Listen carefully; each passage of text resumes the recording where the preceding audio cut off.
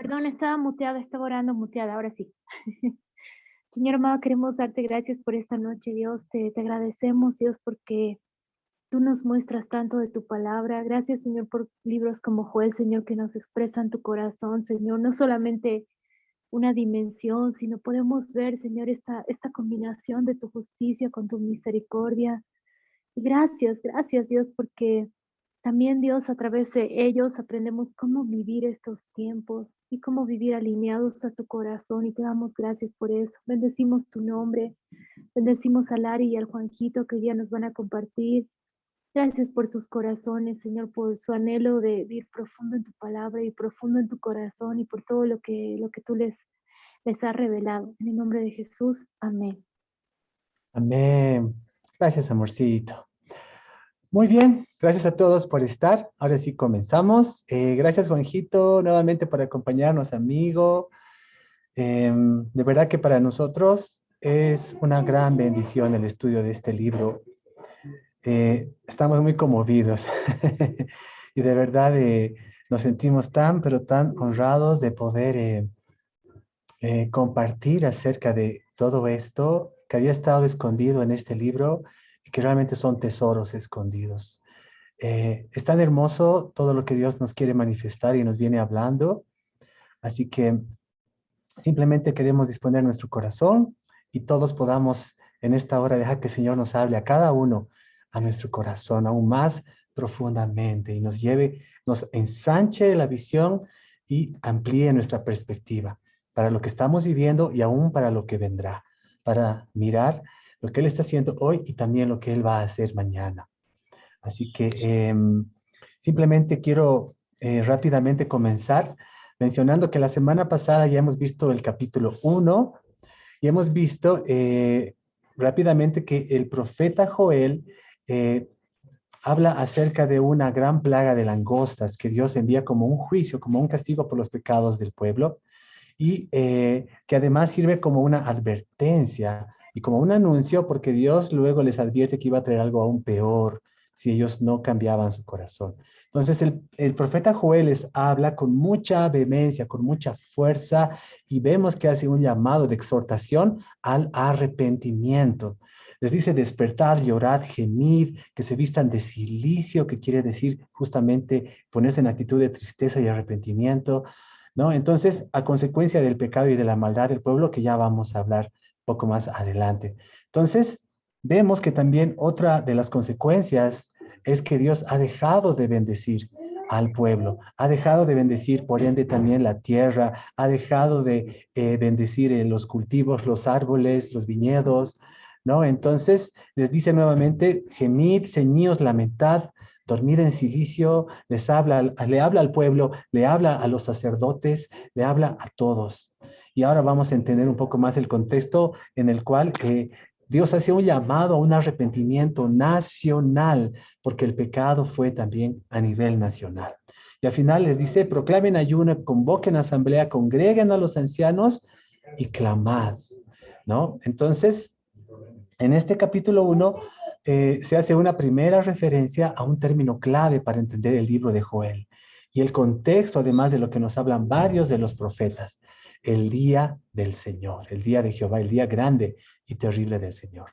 Y además el Señor trae una tremenda sequía sobre la tierra y la misma creación se lamenta y gime. Ahí tenemos el capítulo 1. Y ahora, antes de que pasemos de lleno al capítulo 2, yo les quiero comentar rápidamente lo que David Paulson nos habla acerca de la importancia de estudiar y entender la profecía. Y él hace unas reflexiones tan hermosas que es importante que las podamos comentar. Él nos habla de tres cosas. En primer lugar, que los profetas se centraban en la actividad de Dios, en lo que Dios había hecho en el pasado, en lo que Dios estaba haciendo en el presente y en lo que Él iba a hacer en el futuro. Recordemos que uno de los nombres de Dios es Shammah, que quiere decir el que era, el que es y el que ha de ser. Y aquí vemos que los profetas nos presentan a Dios como aquel que es capaz de tener el control sobre la naturaleza y sobre la historia. Hoy en día, el mundo moderno muchas veces piensa que la naturaleza es algo aislado, algo cerrado o algo que no podemos realmente controlar. y que la historia es simplemente el fruto de las influencias económicas, pero de ninguna manera reconocen que hay un Dios que es el que escribe la historia y que es el que tiene dominio sobre aquello que ha creado, que es la naturaleza. Entonces, justamente, vean ustedes, la figura de la plaga de las langostas nos muestra este hecho, porque eso que sucedió ha sido algo fuera de lo común, no había sucedido jamás en el pasado, y miren lo que dice David Possum. Dice, aunque este tipo de langostas, de plagas, son comunes en África por enjambres y que, bueno, es bastante común ver que ellos vengan y destruyan como lo hacen, pero no es común verlo en Israel, es muy raro verlo en Israel. Por lo tanto, tienen que darse cuenta que es Dios quien estaba detrás de esto. Era Dios cambiando aún sobre el curso de la naturaleza y aún sobre el curso de la historia. Entonces, en primera instancia vemos que se le hace una advertencia al pueblo y es Dios que estaba cambiando y manipulando la naturaleza y la historia. Y esto además tiene un precedente bíblico amplio, porque vamos a ver que Dios ha utilizado a las plagas de langostas en muchas ocasiones, como en Éxodo 10, por ejemplo, contra Egipto, o en Deuteronomio 28 le dice al pueblo, le dice que si es desobediente iba a sufrir el juicio de una plaga de langostas, ¿no? Entonces, ahí vemos a Dios manejando el curso de la historia y aún sobre la naturaleza. Dios tiene el control. Él tiene el control. Por lo tanto, aquí vemos que los profetas nos van a hablar de Dios acerca de cuán poderoso es Él y que cuánto Él puede hacer, aún más allá de lo que nosotros podemos pensar muchas veces. Entonces, leer a los profetas y entender lo que ellos nos expresan, nos van a mantener con la perspectiva de ver cuán poderoso es Dios y que todo lo que Él puede hacer conforme a sus propósitos y a sus designios. Lo segundo que enfatizaban los profetas, y estas tres características las comparten casi todos los profetas. Lo segundo, se centraban en el carácter y la integridad de Dios. Y esto es tan hermoso porque aquí podemos ver que Dios se muestra tan consistente, Él se muestra en su carácter de una manera tan firme. Y aquí vemos que Dios tiene una combinación de justicia y de misericordia, lo que Juanjito nos decía en la primera clase. Si enfatizamos solamente uno de ambos lados, vamos a tener una imagen desequilibrada de Dios. Si solamente tú te centras en su justicia, vas a tener la imagen de un Dios muy duro, muy severo. Y si solamente te centras en su misericordia, vas a tener la imagen de un Dios muy suave. Tú mismo vas a tener una actitud muy suave frente a Dios, o frente al pecado, o frente a la maldad. Entonces, necesitamos tener esta imagen que los profetas nos proporcionaban, el equilibrio, ahí donde la misericordia y la justicia se encuentran, ¿no? Entonces, Dios es justo cuando castiga el pecado, cuando juzga sobre la maldad, y es misericordioso cuando Él es amplio en perdonar, ¿no? Entonces, vamos a ver esto y es tan hermoso lo que declara la Escritura. Por ejemplo, en Éxodo 34 se nos dice que Jehová es fuerte, misericordioso y es piadoso, tardo para la ira, grande en misericordia y en verdad, que guarda misericordia a millares, que perdona la iniquidad, la rebelión y el pecado, y que de ningún modo, y presten atención a esto, tendrá por inocente al malvado. Visita la iniquidad, la maldad de los padres sobre los hijos y sobre los hijos de los hijos hasta la tercera y cuarta generación. Aquí vemos su misericordia y su justicia. Proverbios 11:21 dice que tarde o temprano el malvado será castigado, pero vean esto, mas la descendencia de los justos será librada. Todo esto es un preámbulo tan importante y tan acertado para entender el libro de Joel. Entonces vamos a ver que hay una tensión entre su misericordia y su justicia que solamente se resuelve en la cruz. El Salmo 85, Dios dice un pasaje tan hermoso que la misericordia y la verdad se encontraron, la justicia y la paz se besaron. Y esto fue justamente en la cruz, porque ahí nuestros pecados fueron castigados y a la vez fuimos perdonados en el mismo lugar, por lo que hizo Jesús en la cruz. Y lo tercero de lo que nos hablan los profetas y la profecía es acerca de enfatizar la flexibilidad de la manera de ser de Dios, en el sentido de que Él puede cambiar, Él puede cambiar, Él puede cambiar y de hecho Él quiere cambiar su ira en perdón. Y muchas veces Él cambia también su bendición en juicio. Pero mucho, y en esto tenemos que tú y yo ser conscientes de la parte que nos toca a nosotros. El libre albedrío que Dios nos ha dado, la respuesta de nuestro corazón. Entonces podemos ver, y aquí es bien gráfico, por ejemplo, en Jeremías, cuando Dios le habla al profeta Jeremías y le dice que vaya a la casa de un alfarero y le dice, mira cómo trabaja el alfarero con el barro, con la arcilla. Y luego le dice dos cosas bien interesantes. Le dice que esta arcilla que tiene el alfarero en este momento no es una arcilla buena en sus manos, porque se diluye. Y la intención del alfarero era hacer un hermoso jarrón, pero como la arcilla no era flexible, realmente en las manos del alfarero no se dejaba trabajar de la forma que el alfarero le quería dar, entonces lo que hace el alfarero, dice, empuja la arcilla y hacia un bulto y hace una vasija gruesa con eso, como una olla tosca. Y aquí, dice David Posson, es bien interesante notar que en principio la intención de Dios es manifestar su misericordia y formar en nosotros un, un jarrón hermoso al cual Él le quiere dar la forma. Pero cuando la arcilla se resiste, entonces no le queda más que hacer un, una olla tosca en la cual va a manifestar su justicia. Entonces aquí podemos ver su misericordia y su justicia. Y esto le decía Dios a Jeremías respecto al pueblo de Israel. Al pueblo de Israel, acerca del cual Dios tuvo en un principio la intención de que sea un jarrón hermoso. Pero luego, como el pueblo era duro, entonces tuvo al final que ser una olla más tosca. Y aquí tenemos una hermosa reflexión acerca de nosotros mismos, porque todo lo que ha sucedido y sucede con el pueblo de Israel nos habla directamente a nosotros.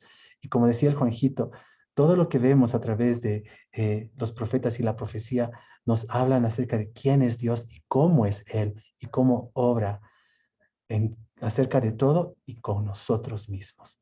¿Qué clase de arcilla queremos ser en las manos del alfarero? Creo que esa es una pregunta muy importante y mucho de esto va a dar a conocer si lo que más manifestamos de Dios es su misericordia o es esa justicia. Así que por eso dice David Posson, es tan bueno leer a los profetas porque nos van a hablar con tanta profundidad y amplitud acerca de Dios, de su corazón y de su carácter. Juanjito, ¿quieres comentar, amigos, sobre esto? Hay una realidad a la que nosotros como hijos de Dios hemos sido llamados y el pueblo de Israel mucho más, ¿no? Por el hecho de que Dios lo ha escogido como pueblo suyo, lo ha llamado una realidad eterna y una realidad a la cual en algún punto ellos han conocido, pero en otro y en este momento de la historia es donde Dios está volviendo a llamar, ¿no? Al pueblo de Israel. Esto es lo que yo he entregado, cómo yo me he entregado Dios hablando al pueblo de Israel, pero también llamando a que ellos puedan inclinarse delante de él en humildad, ¿no? Es un llamado que Dios está haciendo. Y algo que me sorprende es que no, las cosas no están definidas. Dios dice que va a cambiar la historia y va a cambiar el corazón de Israel. Y eso es algo importante y que tenemos que tener presente hoy en día, que Dios puede hacerlo y que Dios sabe cómo lo va a hacer. Eso, Arielito. Amén, amén, así es. Entonces, el corazón de Dios merece una respuesta. Y creo que acerca de lo que nos van a hablar muchos elementos en el libro de Joel, y ahora vamos a entrar en el capítulo 2 a más profundidad, nos vamos a dar cuenta que esto nos habla no solamente de cuán digno es Dios, sino de que nosotros tenemos una responsabilidad delante de Él. En el asunto de guardar nuestro corazón, de sobre edificar nuestras vidas sobre el fundamento que es Cristo para nosotros y que también un día vamos a ser también puestos en la balanza, vamos a ser pesados, vamos a ser probados por el fuego. Y es bien interesante cómo todos estos términos son como piezas que van armando un rompecabezas final cuando Dios consume todas las cosas. Entonces, rápidamente quiero mencionarles algo. ¿Cuál es el contexto? Y esto no lo mencionamos la semana pasada, pero es importante que lo veamos. ¿Qué sucedió para que el pueblo de Israel llegue a esta instancia en la cual el profeta Joel tenía que hablarles con tanta fuerza y con tanta dureza y con tanta firmeza? Es interesante todo lo que ha pasado y esto nos va a hablar mucho a nosotros. Estamos hablando de que el arrepentimiento es el pensamiento clave del libro de Joel. Es el pensamiento clave el arrepentimiento, pero en este caso es un arrepentimiento nacional porque el pueblo cometió un pecado a nivel nacional. Y en este caso vamos a hablar acerca de la única reina que tuvo el pueblo de Israel. Si bien es cierto, Joel, no lo hemos podido fechar exactamente en un consenso de todos, pero sí la gran mayoría están de acuerdo en base a lo que podemos extraer de los libros de Primera, Segunda de Reyes y también en Crónicas sobre ciertos eventos, en especial en relación al sacerdocio y a los descendientes para el trono, que nos van a hablar un poco de lo que sucedió aquí, por qué el pueblo llegó a este punto. El pueblo llegó a este punto debido a lo que permitieron y a lo que dejaron y a lo cual ellos no fueron capaces de levantarse con celo para impedirlo. ¿Qué sucedió? Sucedió que murió uno de los reyes y eh, los que tenían que suceder al trono del linaje de David no se mantuvieron limpios en el sentido de no mezclarse con personas impías. Y aquí viene el gran suceso. Recordemos un nombre clave, Jezabel. Jezabel y Acab en el reino del norte fueron aquellos que trajeron tanta maldad y tanta destrucción al reino del norte, que se llamaba Israel, con el profeta Elías. Todos conocemos esa historia, pero ¿saben qué? Ellos dos, Jezabel y Acab, tuvieron una hija que se llamaba Atalía. Y cuando Dios levantó a uno de sus profetas ya para perseguir a Jezabel y a todo su linaje, los persiguió y los destruyeron, pero ella huyó hacia este reino y a ella le dieron cabida justamente los reyes. Ocosías era quien estaba reinando en este lado del reino del sur, en Judá. Y lo que hizo Ocosías, al morir, eh, subió al trono su hijo Joram. Joram se casó con Atalía.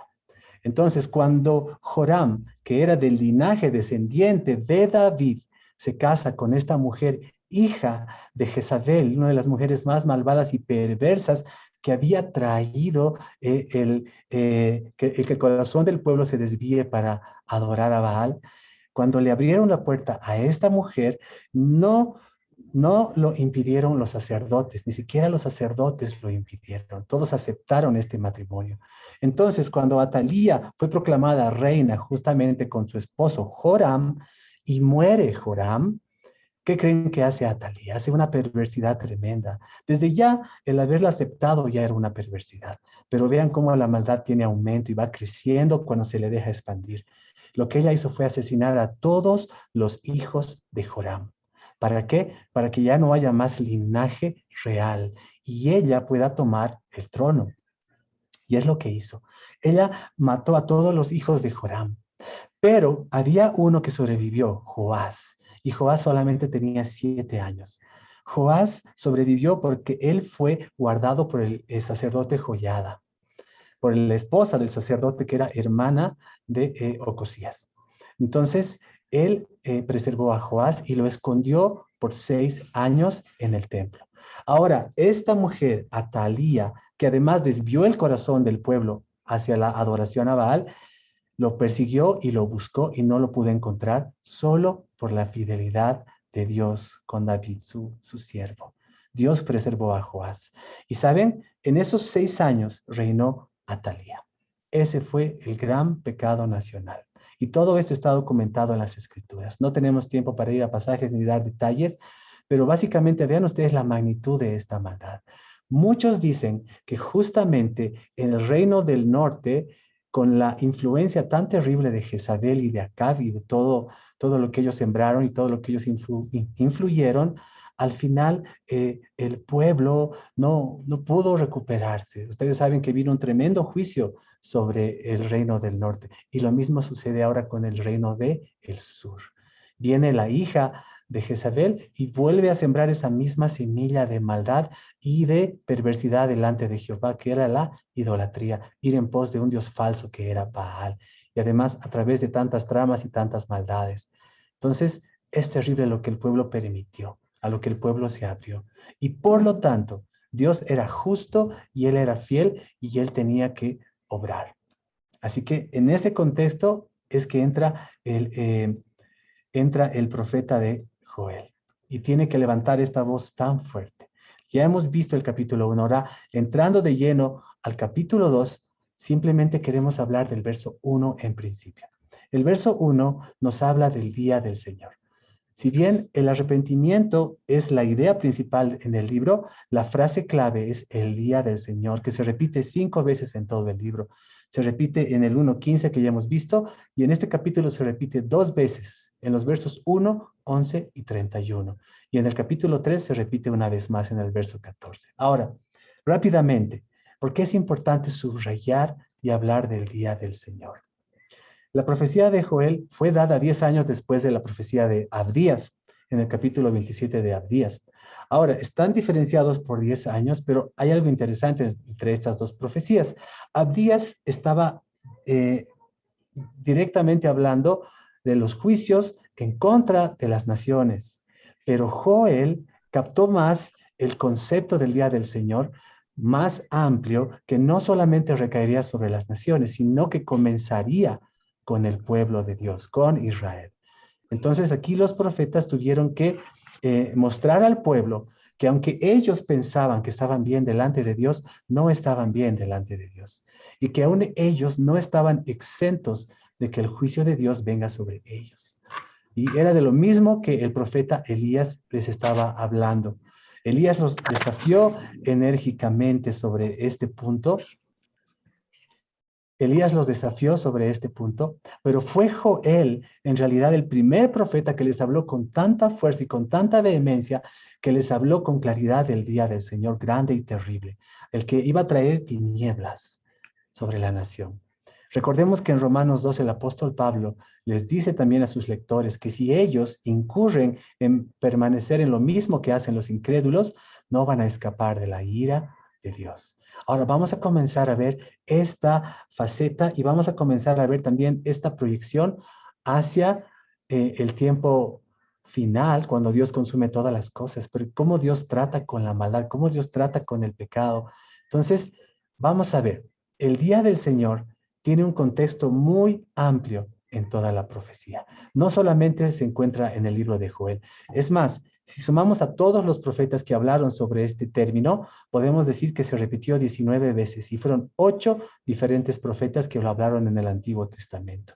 El día del Señor lo hablaron Isaías, Ezequiel, Joel, Amós, Abdías, Zacarías y Malaquías. Todos han hablado de él y esto es importante mencionar. ¿Por qué? Para que entendamos que hay un contexto de la escritura que no solamente se limita a un libro o a un capítulo, sino a toda la escritura de manera integral. Entonces, esta frase, en realidad, el día del Señor, el día grande y terrible del Señor, tiene una connotación que no solamente va a tener un cumplimiento, digamos, histórico, parcial, en algunos eventos o hechos históricos que han sucedido como juicios terribles sobre la nación, sino que ese día, aquel día, se refiere a un periodo de ira y de juicio que le pertenece solamente al Señor. Alguien decía que en este tiempo que estamos viviendo, es el tiempo de gracia, es el día del hombre, que Dios le ha dado un término, le ha dado un tiempo al hombre y al ser humano, para que el hombre pueda tener una respuesta de su corazón y pueda administrar edificar sobre el fundamento que es Cristo. Pero va a haber un día, el día del Señor, cuando se va a acabar el día del hombre y ahí va a tener que dar cuentas a Dios. Y también Satanás y todos los enemigos de Dios tienen un tiempo que Dios les permite, pero cuando venga el día del Señor, ahí se acabó el tiempo de los demás y es Él quien se va a manifestar. Entonces vamos a poder ver que esto lo va a manifestar a Dios de una manera tan poderosa, tan fuerte, que como nunca antes lo hemos visto. Y Él lo viene anunciando ya. Por eso que el verso 1 comienza diciendo, toquen trompeta, anuncien. Esto que va a suceder es tremendo, es grande. Y es común encontrar en la profecía el cumplimiento cercano histórico de ciertos eventos, pero que va a tener una perspectiva escatológica mucho más distante y con un tono mucho más intenso, ya de consumación. ¿Por qué? Vamos a ver que el pueblo de Israel también va a sufrir tremendos juicios cuando lo invaden, por ejemplo, los babilonios en el reino del sur, o cuando el templo es destruido en el año 70, ¿no? Por los romanos. Y aún todavía a Israel le quedan padecimientos que Dios va a permitir. Pero esto va a ser antes, poco antes de que Él se manifieste con su día, para poner todas las cosas, consumar todas las cosas. Entonces, el día del Señor es un término que debemos entenderlo de esta manera. Y además, por varias referencias bíblicas de varios profetas, vamos a ver que está asociado con turbaciones sísmicas, con problemas climatológicos, con nube y oscuridad espesa que viene sobre la tierra, con turbulencia cósmica, el día grande y terrible, cuando vendrá destrucción repentina. Así que esto es importante que lo podamos entender de esta manera. Y este es el verso 1. Y era importante que mencionemos acerca del Día del Señor, porque esto es un evento clave que va a marcar muchas cosas. Juanjito, ¿quieres comentar, amigo? Sí, el verso Salmo 147:5 dice, grande es el Señor nuestro y de mucho poder, y su entendimiento es infinito. Creo que el hecho de poder entender que el día del Señor es temible y también terrible para aquellos que no lo conocen, es entender que Dios tiene conocimiento de todos los detalles de la historia, ¿no? Es entender que Dios tiene conocimiento de todos los momentos buenos y todos los momentos que hemos obedecido y todos los momentos que hemos desobedecido. Y en el caso de Israel, esto es lo que estaba pasando. Es lo que estaba diciendo, toquen trompeta en Sion y den alarma, ¿no? Den alarma, ¿por qué? Porque realmente viene el día del Señor donde Dios llamará y traerá su juicio, ¿no? Entonces creo que es una de las cosas que me asombra en este verso. Y otra de las cosas que quiero puntualizar es que dice toquen trompeta en Sion, y cuando yo pensaba en esto decía, Señor, ¿por qué estás llamando en Sion? Creo que hay algo bien importante de que entendamos que Israel ha hecho un pacto con, Dios ha hecho un pacto con Israel en Sion, ¿no? Y el hecho de llamarlos a este lugar creo que es bien importante porque era recordar todo aquello que Dios había prometido a ellos, ¿no? Y en muchos casos Dios les dijo, ustedes escojan el bien o escojan el mal, pongan ustedes la decisión, ¿no? Y en este caso es recuerden cuál es el pacto que yo he hecho con ustedes, ¿no? Recuerden aquello que yo he prometido a ustedes, ¿no? Y es algo que realmente es el anuncio de Dios cuando entendemos que a veces creemos que Dios no está observando, no está atendiendo aquellas cosas que nosotros o que el pueblo de Israel estaba haciendo en ese momento, pero Dios sí lo estaba viendo. Y Dios estaba dando la oportunidad de que ellos puedan acercarse y también que ellos puedan ver en un futuro lo que iba a pasar, lo que Dios iba a traer a través de su día de juicio y de ira. Creo que es una de las cosas que a veces am, con mucho temor hablamos y ah, con mucho respeto hacia Dios de lo que Él va a hacer. Aún en medio de las circunstancias que vivimos, creo que Dios nos llama a poder acercarnos a Él. Y en el caso de Israel es volver otra vez su corazón hacia Él. Miren hacia el futuro, qué es lo que Dios va a hacer. Y está dando un anuncio en este tiempo, y aun cuando ellos quizás no lo iban a ver, pero estaba hablando de ese día. Entonces estaba hablando también de las emociones, de lo que Dios sentía.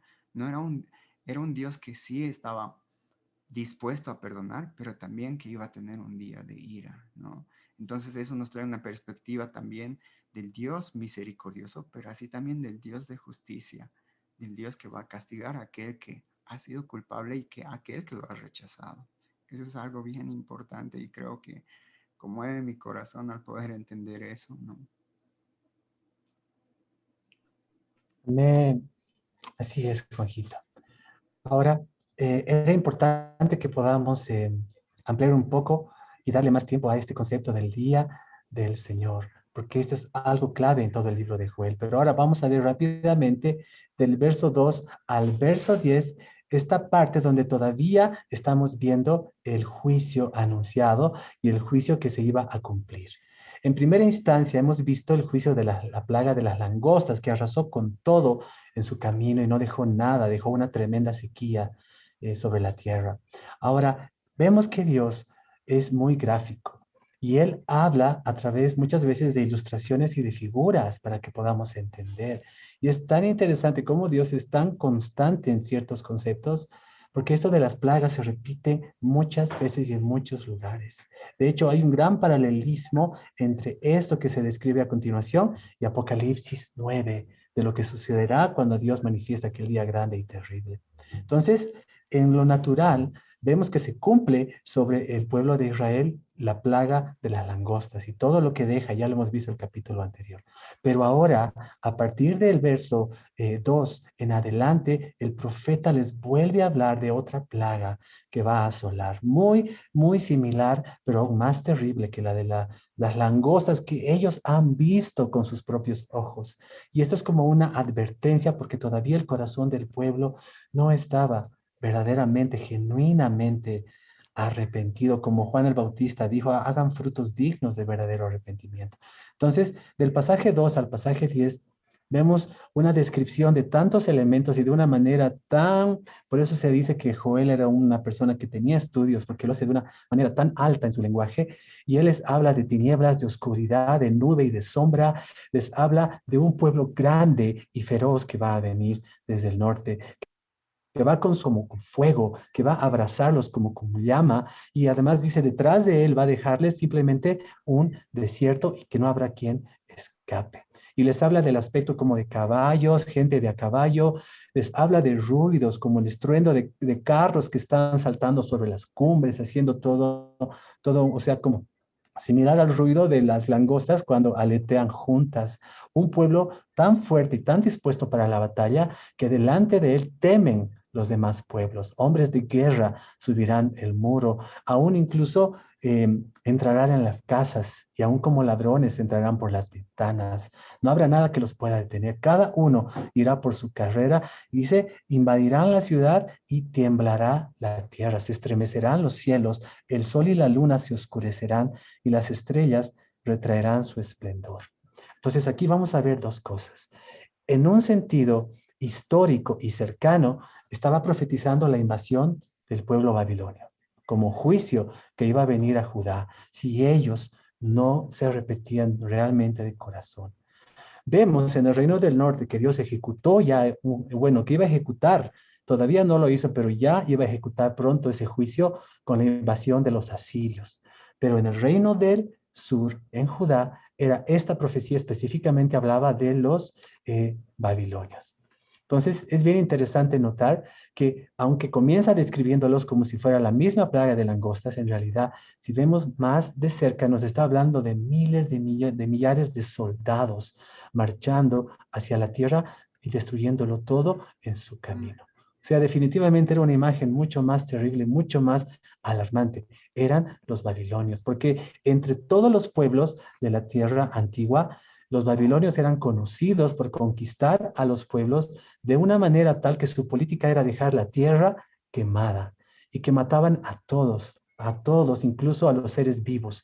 Y además destruían la vegetación, destruían a los animales, tal cual como fue en el capítulo anterior la imagen que anunció en primera instancia el profeta. Y esto se cumplió con el exilio en Babilonia. O sea, una imagen muy similar a, a lo de las langostas. Y como les digo, si ustedes van a Apocalipsis capítulo 9, van a encontrar una descripción tan, pero tan similar de lo que Dios va a hacer en el futuro, tal como aconteció acá y como lo describe Joel. Juanjito, adelante, amigo, por favor. Sí, la palabra de Dios dice que todos los caminos de Jehová son justos, ¿no? Eso habla en Oseas. Y realmente entender que Él no va a dejar que la iniquidad y la maldad prosperen. Y es algo que vemos en esta parte, que es Dios haciendo un llamado al arrepentimiento. Pero si Israel no obedecía, iba a venir el juicio de Dios. Y es algo que a veces leyendo es como que lo leemos en 5 minutos, pero en realidad hay un tiempo que Dios está esperando que el pueblo se arrepienta, ¿no? Y cuando vemos todas las características de este ejército que vendría sobre Judá, consumirían todo a su paso, ¿no? Serían como gente de caballo, dice, saltarán sobre las cumbres del monte, o sea, realmente iba a devastar, iba a ser devastador lo que iba a pasar. Realmente Dios estaba diciendo, es hora de volver a mí, ¿no? Y vemos, como les digo, el carácter de Dios que es incorruptible.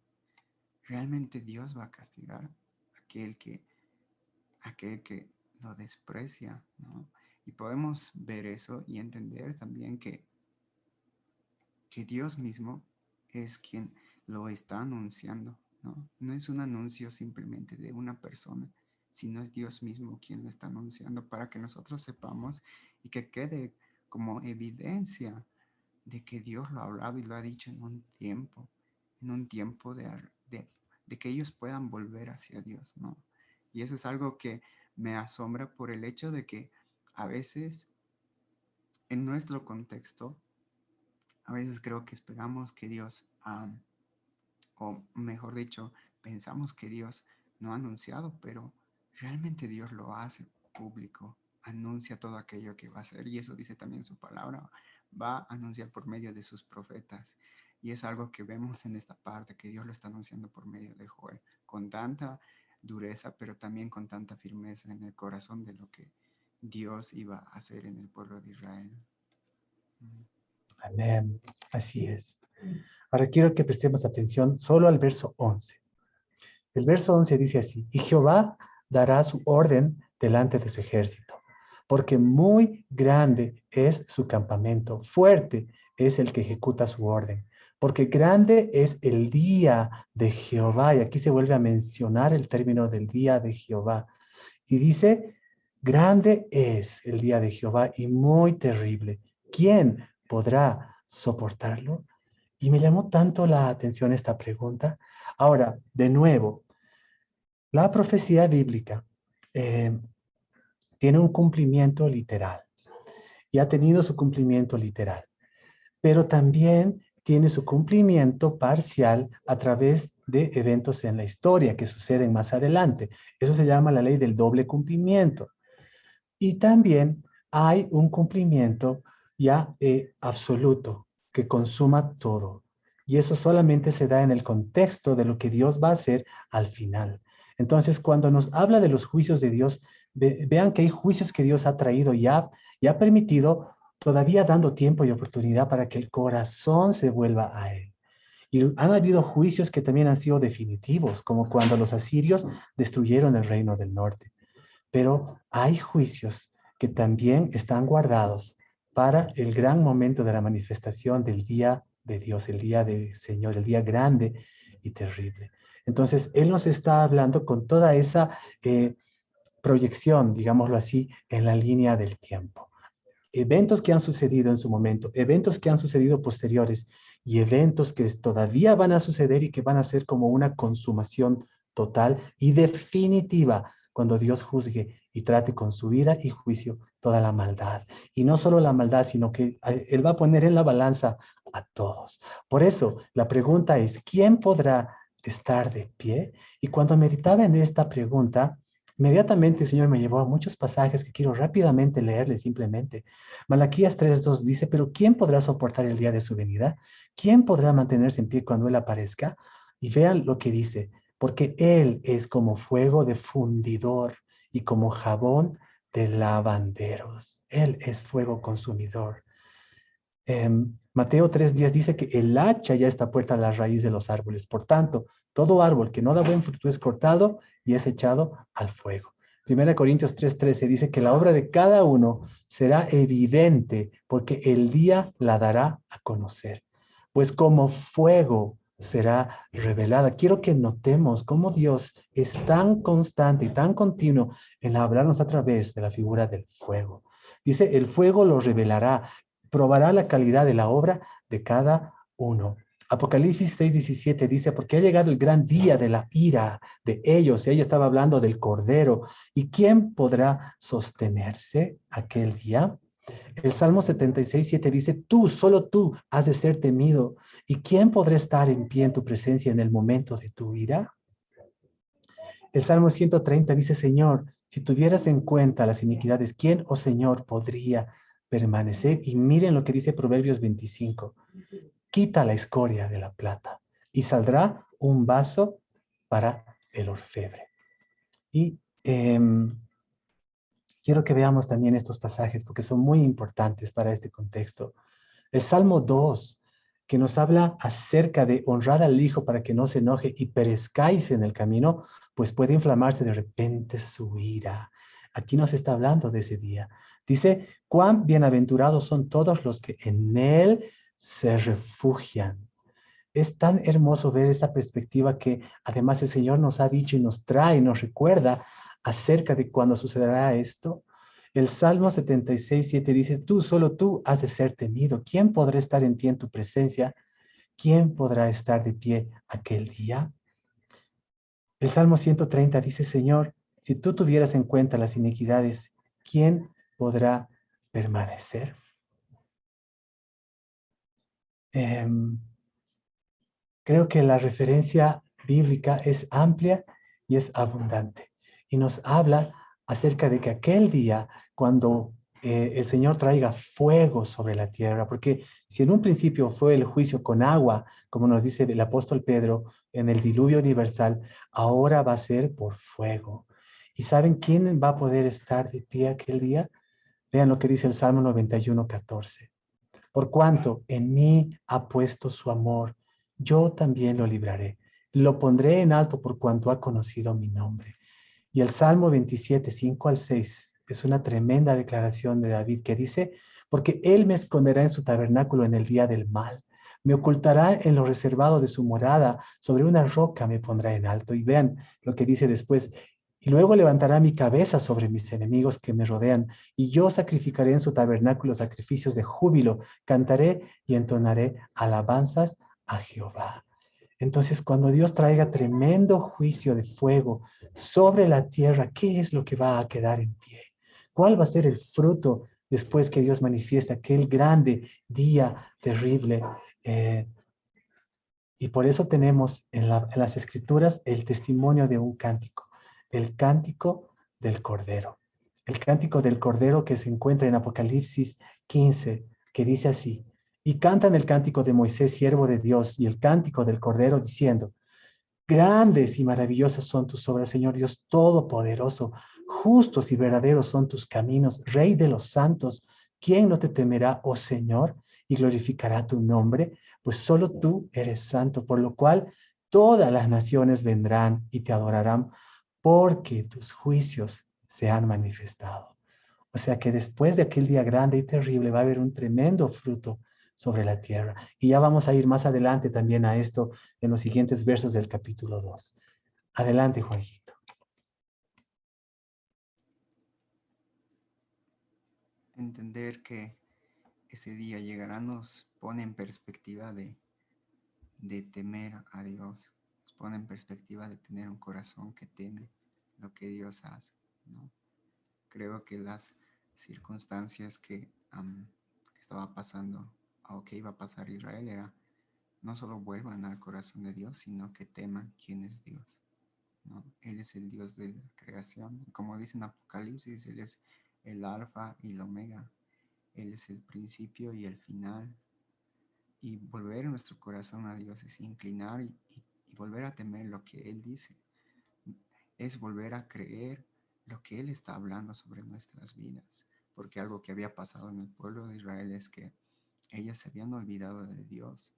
Y cuando venían, y no simplemente Joel, sino profetas, venían a hablar y decían que algo no estaba bien, el pueblo de Israel no escuchaba. Entonces, era volver a temer a Dios. Porque eso es lo que dice también Salomón, ¿no? Cuando dice, en esto consiste todo, todo lo demás, ¿no? Es en vano. Pero el discurso final es, teme a Dios, guarda sus mandamientos. Creo que es algo que realmente es, también la Biblia lo habla, es el principio de la sabiduría, ¿no? El principio de la sabiduría es el temor a Jehová. Y entonces, en ese sentido, Dios nos estaba llamando su corazón, pero vuelvan a temer a Dios, que su corazón esté alineado a lo que yo estoy hablando, a lo que yo estoy diciendo, ¿no? Y en un contexto es, ¿saben qué? Mi corazón está por ustedes, pero quiero que su corazón también esté por mí, ¿no? Creo que es una de las cosas también hermosas que podemos ver en el corazón y en el carácter de Dios, que Dios también es quien se está acercando para darnos a conocer la condición del corazón de Israel, ¿no? Porque el hecho de que esté hablando cosas tan duras también nos muestra que es el Dios mismo mostrando cuál es la condición de Israel. Y eso muestra también un Dios tan misericordioso que él podía simplemente dejar a Israel en su propio camino. Pero no lo hizo. Él quiso anunciar a través de Joel y traer esta palabra para ese tiempo preciso. Entonces vemos que Dios también es un Dios que está anunciando, que se está acercando, que se está interesando y preocupando por Israel, diciéndoles, vuelvan a mí, ¿no? Así es. Y por eso el Señor ahora les va a hacer una exhortación nuevamente al arrepentimiento. Desde el verso 12 hasta el verso 17, noten ustedes los verbos. Cuando el profeta les dice, convertíos a mí de todo corazón con ayuno, con lloro, con lamento, rasgad el corazón. Y aquí viene el verso que dijimos, era unos versos claves de todo el libro de Joel, el 2:13. Rasguen su corazón y no sus vestidos, convertíos a mí, porque soy misericordioso, clemente, tardo para la ira, grande en misericordia y que se duele del castigo. ¿Quién sabe si volverá y se arrepentirá y dejará bendición tras de él? Esto es ofrenda y libación para Jehová. Y les dice nuevamente, toquen trompeta, proclamen ayuno, convoquen asamblea, igual que en el capítulo 1. Reúnan a todos, reúnan al pueblo, santifíquense, traigan a los ancianos, a los niños, a los que maman, incluso a los bebés. Salga de la cámara el novio y de su tálamo la novia. Y dice, entre la entrada y el altar lloren los sacerdotes, ministros de Jehová. Le estaba hablando absolutamente a todos. Y desde el primer verso 1 se refirió a todos los moradores, incluso de la tierra, porque esto queda como testimonio. Se dan cuenta que Dios estaba anunciando todo lo que él iba a hacer, su misericordia, pero también su justicia, y anunciando el juicio que iba a venir. Y entonces él les dice cuál era la condición de su corazón que debía cambiar para que él se arrepienta. Y este es un concepto muy interesante porque el diccionario bíblico J. Douglas, que es un diccionario de términos, acerca de la palabra arrepentimiento da tres connotaciones muy interesantes. En el hebreo, neham quiere decir desistir. En el hebreo sub quiere decir volverse. Y en el griego metanoia quiere decir cambiar de dirección, cambiar de rumbo. Por lo tanto, arrepentimiento es el proceso por el cual uno cambia de parecer o cambia de opinión. Ahora, en relación a Dios, solamente se aplica el término naham, que quiere decir desistir, en relación a que Dios cambia su ira por su misericordia o su bendición por su juicio. Y eso solo se aplica a Dios. Pero los otros términos se aplican a nosotros. El término Suf quiere decir volverse a Dios. En relación a nosotros es un cambio para que podamos ser conscientes de nuestra maldad, de nuestra desobediencia y nos volvamos a Dios. Y específicamente hace más referencia acerca de la idolatría en el corazón. Y finalmente tenemos el término metanoia, que es cambiar de dirección. El arrepentimiento es un profundo cambio de mente que involucra el cambio de dirección. ¿Por qué? Porque nuestra alma tiene pensamientos, tiene sentimientos y tiene voluntad. Y Dios nos ha dado esa facultad de poder ejercerlas. O sea que tiene todo que ver con esto, un verdadero y genuino arrepentimiento. este arrepentimiento tiene que ser sincero, honesto, que vaya delante de Dios para reconocer en humildad lo que Dios estaba hablando. ¿No? Creo que es un llamado a ir delante de Dios con toda honestidad, con toda sinceridad, ¿no? Y además, una de las cosas que Dios hablaba en Éxodo 25 es que Él quería habitar en medio de ellos. Era Dios derramando su corazón. Y cuando vemos que Dios está llamando a este arrepentimiento, a esta exhortación, es volver a entender cuál es la posición de ellos, ¿no? Delante de Dios, cuál es la posición que Dios tenía con Israel. Y creo que a veces al leer, a mí me pasa que no me doy cuenta de esos detalles, de la intención de Dios, de lo que Dios está hablando en un verso, de lo que Dios está diciendo en una parte de su palabra, ¿no? Entonces no hablaba simplemente de un arrepentimiento ficticio que simplemente era de un día, no, realmente busquen, llamen, convoquen.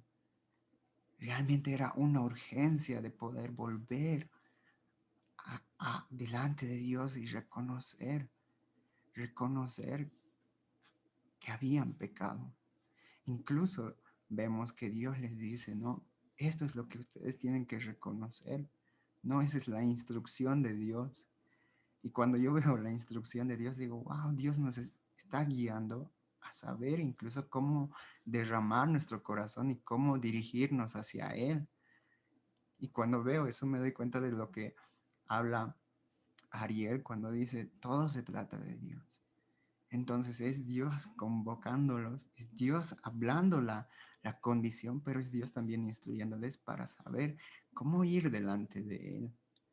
Y eso realmente tiene, como vi a mi corazón también, por el hecho de que mucho tiempo yo he visto como un Dios lejano, pero cuando he empezado a escudriñar la palabra, he empezado a leer, me he dado cuenta de que realmente Dios es un Dios cercano. Y eso me lleva a entender que Dios estaba hablando la verdad sobre el pueblo de Israel, estaba trayendo luz sobre la condición de Israel. Y a pesar que era algo difícil, hay momentos en donde la palabra dice lo dulce y lo amargo, ¿no es cierto? Entonces Dios está llamando en esta parte que quizás es amargo en nuestro corazón y en el corazón de Israel en ese momento, pero que Dios estaba trayendo y nos vamos a dar cuenta de que Dios no simplemente está hablando algo, sino que tiene un propósito al llamar al arrepentimiento. Amén. Ahora sí, ya vamos a ir hacia la recta final, en donde simplemente vamos a ver dos cosas más. Hemos visto que el llamado al arrepentimiento, a la oración, al volverse del corazón, tenía que ser algo genuino y algo aprobado, y no solamente exterior y de forma, como dice el Juanjito. Pero ¿cuál va a ser el fruto de un verdadero arrepentimiento? Recuerden que el corazón de Dios se duele del castigo, no se goza del juicio, sino que más bien Él es amplio en perdonar. Él dice en tantas ocasiones, vengan, estemos a cuentas, ¿no? Incluso Él dice, yo perdonaré, yo restauraré, yo sanaré, porque ese es su corazón. Y por eso, a partir del verso 18 hasta el verso 27, vamos a ver que Dios les habla de promesas de liberación futura, les habla de restauración y les habla de bendición, porque ese es el fruto del verdadero arrepentimiento delante de Dios. Y miren cómo comienza el verso 18. Jehová, solícito por su tierra, perdonará a su pueblo. La verdad, cuando yo hacía este estudio, a ratos me quedaba callado, nomás en silencio. No, o sea, tenía que quedarme callado frente a esto, meditar frente a esto. Y por eso les decía al comienzo con Juanjito, nos sentimos tan honrados de poder hablar de estos temas. Y definitivamente es que Dios quiere que podamos sumergirnos en esto, porque esto nos va a hablar de nuestro corazón hoy y además de cómo esto se proyecta hacia lo que viene por delante y lo que Dios va a hacer y que todo se trata de Él y que nuestro corazón debe estar alineado con Él. y aún lo que Él quiere consumar. Y acerca de que Él reciba aquello por lo cual Él es digno. Entonces, el corazón de Dios estaba diciéndoles, arrepiéntanse de corazón, de verdad, no solamente de forma, no como los fariseos en su momento se rasgaban las vestiduras y externamente hacían tremendos escándalos como sus oraciones públicas. Pero Jesús decía acerca de ellos, estos no, son sepulcros blanqueados, están muertos y esos ya están condenados, ¿no? Estos van a beber del juicio. ¿Quién les enseñó a escapar de la ira? Les dijo Juan. ¿Quién les enseñó a escapar de la ira venidera? Entonces se dan cuenta, ellos no tenían realmente un corazón para volverse a Dios. Pero eso era lo que Dios demandaba y lo que Dios quería. Y vean ustedes, lean los versos de 18 al 27. Ahí ya les habla de restaurar la tierra, de todo aquello que se comió la langosta, todo aquello que fue destruido. Dios lo iba a restituir. Y tenemos en la Biblia un ejemplo tan hermoso acerca de esto que es la vida de Job. Vemos cómo Dios le dio, creo, 2 veces o 3 veces más de lo que perdió. Y ese es el corazón de Dios. Pero lo que él quería primero era lograr en el corazón lo que él quería lograr. En el caso de Job fue que no lo conozca solo de oídas, sino que sus ojos lo vean. Pero en este caso, él estaba llamando a que el corazón se vuelva en arrepentimiento genuino y verdadero, para que no solamente sea bendecida la tierra, sino también los animales del campo, para que Dios traiga abundancia de bendición, para que sobreabunde el alimento. Y además le habla al pueblo de Israel, a los hijos de Sión, y les dice que alégrense y gócense, porque es Dios quien va a hacer algo grande en favor de ellos. Y aquí Él les habla de la lluvia. Les habla de la lluvia temprana, de la lluvia tardía, de la lluvia primera. Mi esposita me pasó un hermoso texto sobre esto que no, la verdad no me dio el tiempo de poder asimilar. Y yo le pedí si nos podía en unas pequeñas palabras compartir esta parte de la lluvia, porque es una figura tan hermosa en lo natural que tiene un reflejo tan hermoso en lo espiritual.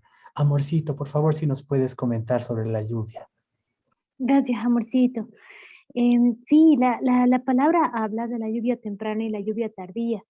Y siempre, tanto la lluvia temprana como la tardía se relaciona con el mover del espíritu, se relaciona con un derramar del espíritu. Y es bien interesante porque Israel vivía las estaciones secas de una manera muy fuerte. O sea, tan fuerte que a veces la tierra se llegaba a resquebrajar. Entonces, ellos de verdad esperaban con ansias que llegue la lluvia temprana y que llegue la lluvia tardía. Y el tema, digamos, de estas lluvias eran que no sabían exactamente cuándo iban a venir. Sabían que había un lapso de tiempo en el que iban a venir, pero no sabían exactamente cuándo. Y tenían que estar preparados tanto para la lluvia temprana como para la lluvia tardía. Y definitivamente la lluvia era como una expresión de la ternura, de la provisión y de la misericordia de Dios.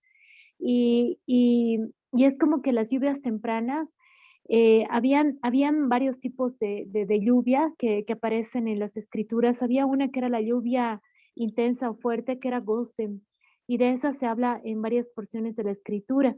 Era una lluvia torrencial muchas veces y daba la idea de abundancia. Luego venía la lluvia tardía, que era la Malkosh. Malkosh se menciona también en varias porciones de la escritura. También hay la lluvia temprana, que tiene dos términos hebreos, que es Yoré y More.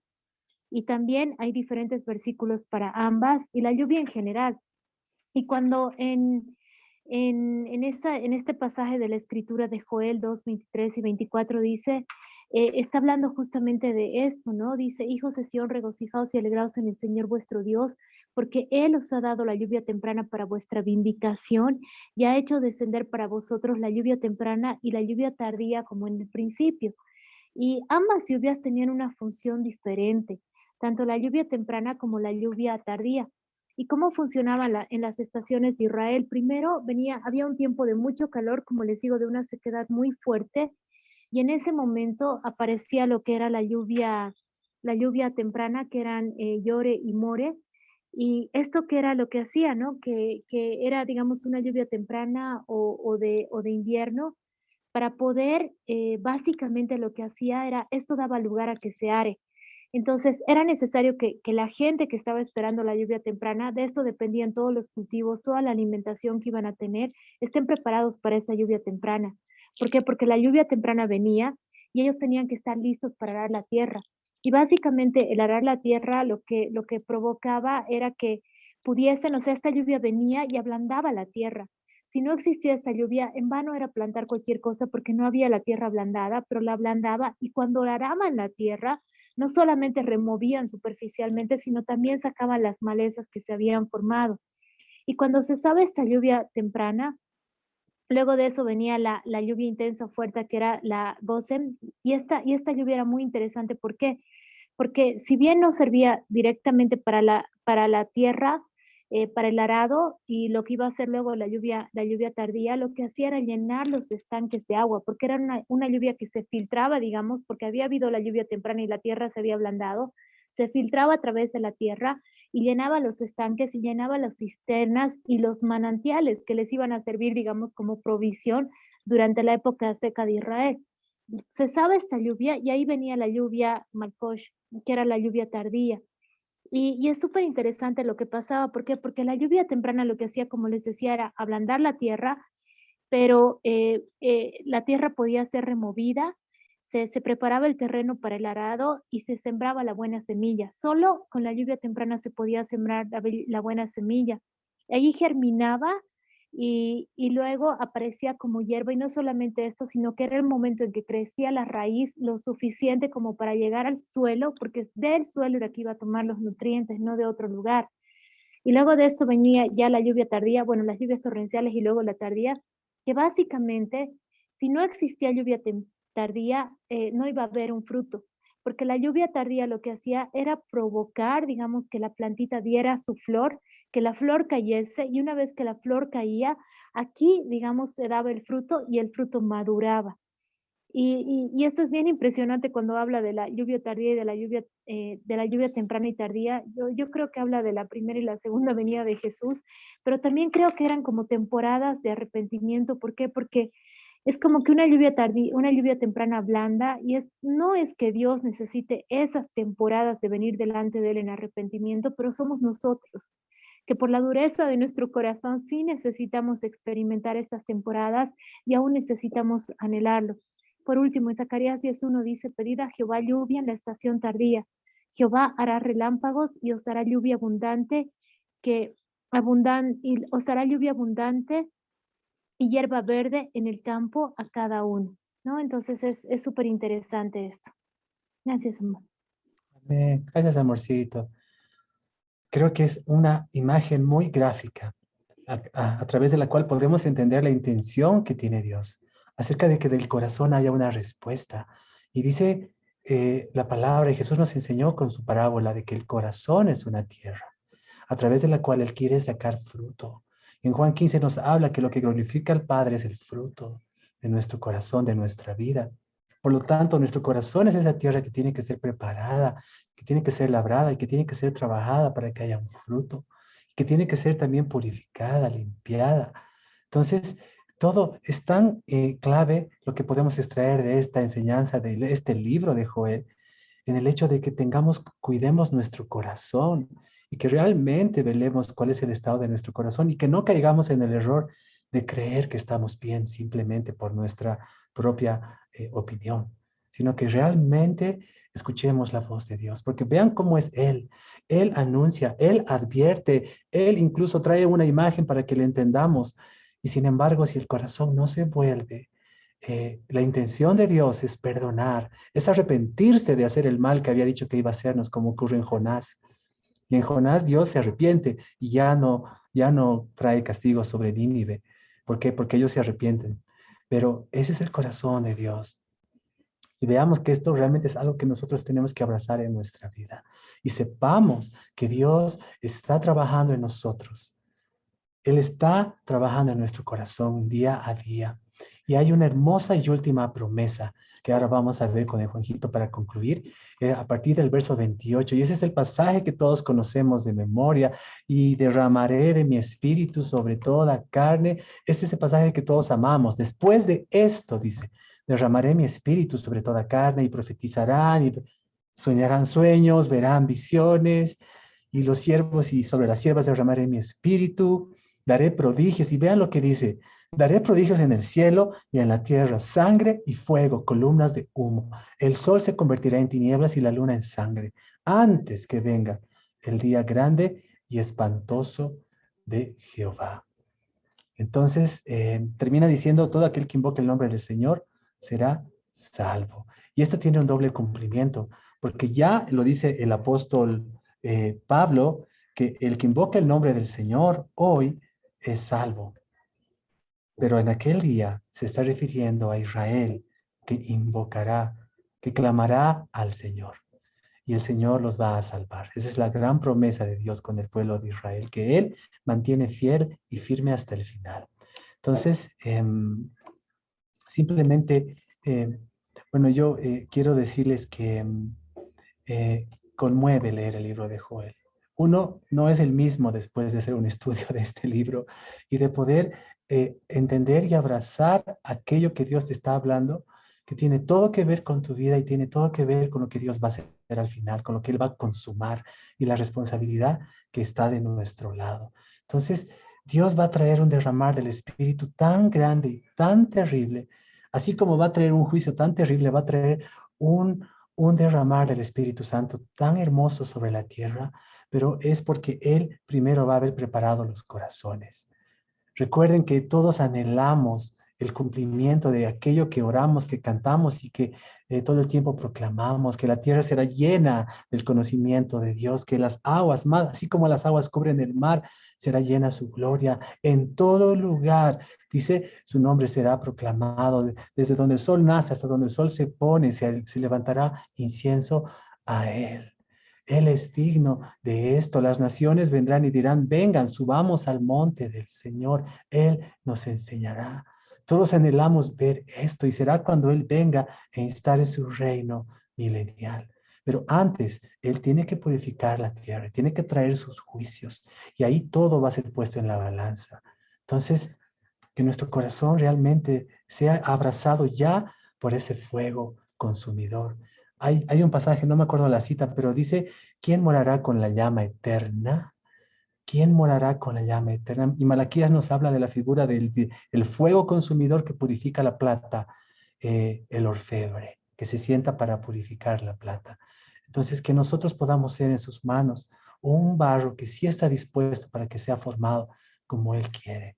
Que tengamos ese corazón solo por su gracia y por amor podamos derramarnos para Él y estar en ese día listos y dispuestos para Él. Recordemos que todo lo que Él va a hacer al final va a ser para su gloria, para su alabanza, como termina diciendo el cántico de Moisés en Apocalipsis 15.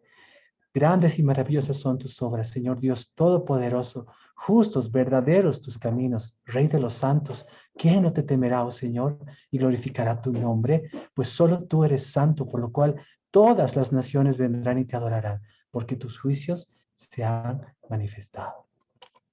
Juanjito.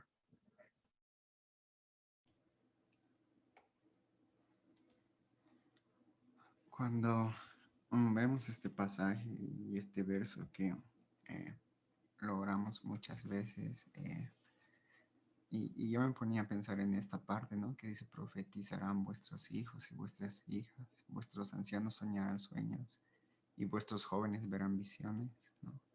Creo que son cosas que Dios está cambiando, porque cuando hablamos de hijos e hijas que van a profetizar, son personas que van a recibir de Dios y van a hablar.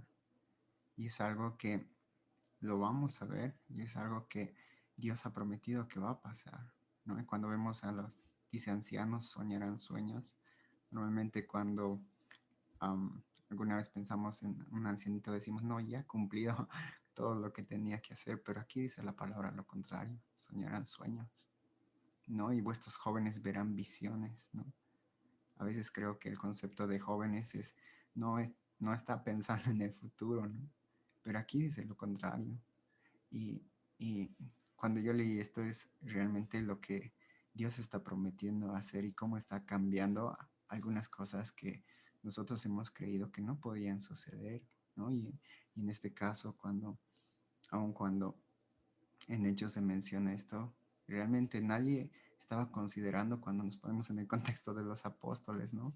Nadie estaba esperando que ellos podían tener esa gracia de Dios y el Espíritu de Dios reposando sobre ellos para hablar de la forma que ellos lo hicieron. Y cuando Dios está hablando esto, realmente podemos entender y ver que Dios va a obrar, el Espíritu Santo se va a derramar. Y esto va a ir más allá de lo que nosotros pensamos, ¿no? Y algo que entiendo es que también el juicio de Dios también va a venir. Y es por eso que es un llamado al arrepentimiento y es un llamado a temer a Dios, a volver al pueblo de Israel, aún al primer mandamiento. No, aquello que Moisés había dicho, no está lejos, no está lejos en el cielo, no está lejos al horizonte, a los extremos del mar, no, está cerca de ustedes. Creo que realmente, como decía Ariel, yo igual me conmuevo cuando leo Joel y por todas las cosas que nos enseña. Y aún es una pequeña parte de toda la profundidad que tiene Joel. Así que yo me quedo muy bendecido y animado aún a profundizar más en lo que dice Joel.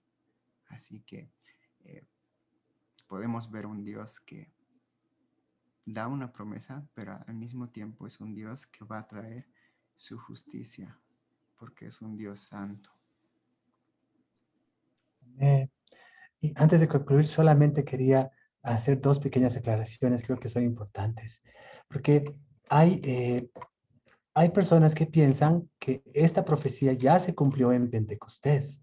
Y evidentemente Pedro cita esto, pero este es un cumplimiento parcial. Esto se cumplió, sí, en el Pentecostés, pero de una manera parcial. No vemos que haya sido un cumplimiento total, porque no vemos que toda carne haya estado ahí involucrada, sino han sido los 120 discípulos. Y a partir de eso, obviamente empieza la era de la iglesia, y vemos que el Señor sigue derramando su espíritu y sigue trayendo a nuestros corazones un avivamiento, pero el cumplimiento total de esta profecía va a ser aquel día, cuando el Señor traiga justamente la consumación de todas las cosas. Ahí está atado a ese día grande y terrible, cuando también traiga el mayor avivamiento sobre la tierra, porque Dios va a haber preparado los corazones. Y lo mismo con las señales del sol y de la luna. Hay quienes piensan que esto de que el sol se oscurecerá se cumplió cuando Jesús murió, porque el sol se oscureció por 3 horas. Pero recordemos que en Mateo 24 Jesús mismo es quien habla de que la señal para cuando venga su segunda venida va a ser cuando el sol se oscurezca nuevamente y la luna se convierta en sangre. O sea que recordemos que la profecía tiene esa mirada a través de la historia. No solamente tiene un cumplimiento físico e inmediato, sino también tiene un cumplimiento histórico y tiene un cumplimiento escatológico, que es cuando veremos, cuando Dios consume todas las cosas para su gloria. Gracias a todos por estar en esta noche. Gracias, querido Juanjito, y gracias a todos por estar también hasta esta hora. Que Dios los bendiga, de verdad. Yo te quería pedir, querido amigo, si puedes orar, Juanjito, para cerrar, por favor. Señor, te damos gracias una vez más por este día. Te damos gracias porque día a día, Señor, vas abriendo nuestros ojos a entender tu palabra para poder ver quién eres tú, Señor. Y cada vez, Señor, poder abrazar lo que dice, Señor, tu palabra. Y gracias, Señor, porque nos revelas quién eres y, Señor, podemos ver tu gracia aún en este tiempo. Gracias por todo lo que tú haces, Señor, en nuestras vidas. Y gracias una vez más por todas las personas que están en este lugar. Te pedimos, Señor, que tú puedas aún, Señor, avivar nuestro corazón, aún encender, Señor, y poder alinearnos mucho más contigo. En el nombre de Jesús, muchas gracias. Amén y amén. Amén. Muchas gracias a